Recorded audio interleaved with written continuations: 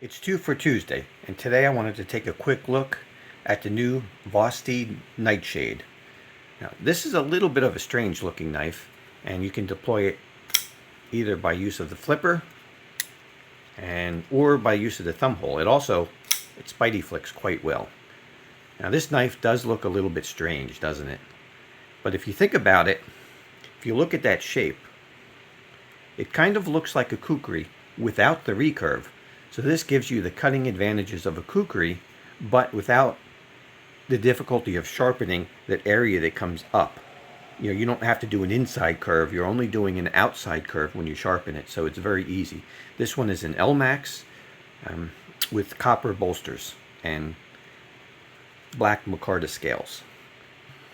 That's kind of interesting. The copper has started to patina on this side quite a bit more than it has on this side. This side still looks pretty close to how it came from the factory.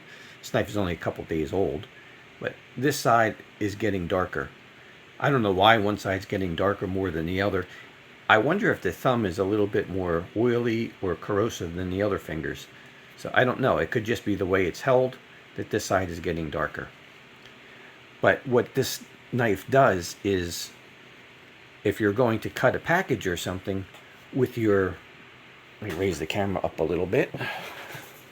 If you're going to cut something, you'll be cutting, the point will be on what you're cutting, and your wrist is still straight. It's a more natural motion.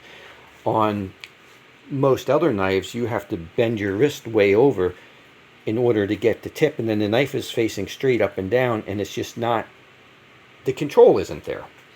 So this really helps in cutting. Also, if you're cutting even rope or anything like that, when you're cutting, it traps it in there. Where a normal knife, it would be leaning away and your rope would be likely to slip off. Where any kind of rope or cordage here, it gets trapped, and as it's cutting, you get a shearing action. It's almost like scissors. It's an angled cut going into it, and it makes it cut more aggressively. So overall, this is generally a very useful blade, and when you're holding it, it's more natural for pointy. So if you have to pierce something and cut, it does a great job. It looks a little bit funny, but it's a really good blade shape, and it's a really good style for doing everyday tasks. Now, here's a nice little Taylor Eyewitness Barlow that I got from Jersey Knife Guy as a gift. And if you look at this knife, look at where the blade is compared to the handle. The point is lower than the handle.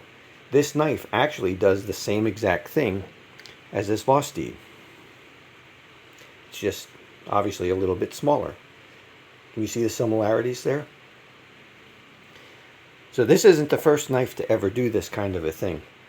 So even this Taylor Eyewitness makes use of that same principle. And as you go to cut or open up the package, that point is right down there without you having to stand your, because I got some poison ivy, without you having to stand your hand up straight and then the knife is flopping around a little. You don't have the same level of control. So this is a great design. Like I said, it traps the materials the same way. Now, a knife that I love to EDC is this Cold Steel Spartan. If you look at the Spartan, now you can see that kukri design, but it also has the recurve in it. So this does the same thing. It traps materials as you're going to cut. You can see how that blade comes in, and you have that scissor, you have that shearing type action that removes material very easily, or makes any kind of cut. Then you have a nice belly, and you have a good tip. So this does a lot of those same things. This is a kukri design knife, and this accomplishes it without having that recurve. So you, like I said, you have greater ease in sharpening, and so does the Taylor Eyewitness. So at first, the knife may look a little bit strange, but it is actually a very functional design, and it gets a lot of work done. It makes most of your EDC tasks much easier. So my first impressions after using it for only a couple days are very good.